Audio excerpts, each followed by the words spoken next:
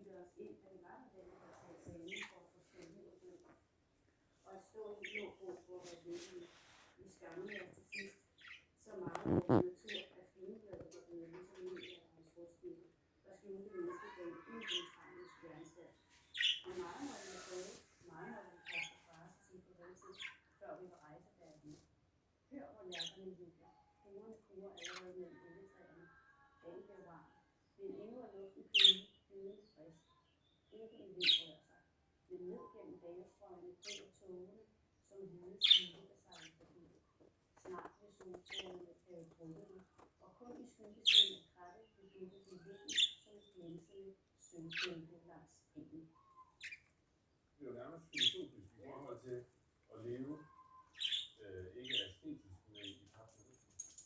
Og lade være med hele tiden at lade eksamen og alt muligt komme i vejen for, hvordan man lever. Og begæret og alt det vi have. Og hvor er det sjovt, altså i direkte forlængelse med den film, jeg lige har mødt den der 80-årige eventyr. Han har lavet alt i verden, slået hele verden rundt. Og det han står på lige nu, som 80-årige, det er, at hvis ikke vi kan finde ud af at passe på det her, altså, så er vi ingenting. Nej, det er lige præcis. Det er så godt. Ja, det er det.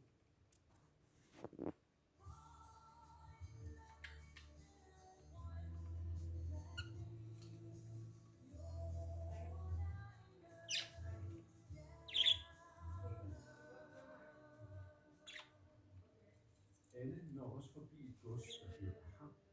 Ja, Ham, bliver der sagt. Afgrøden er ved sin natur for Møllerup gods lige uden for Rønne. Du er i fuld gang. Ja, det var bare fordi, jeg var lige ved at købe varer på plads. Og det er alt sammen en brugt navn. Ja, det er det. Hvis du kommer til en lille ø, og du tager en til nu, så er det hammefrøs, som er godt. Fordi det der er, det er, at ham kan gå herude i den danske muld. Den er nøjsom med gødning. Den skal ikke sprøjtes. Og den udkommer af ukrudt, og den kan klare sig med meget lidt vand. Find ud af det.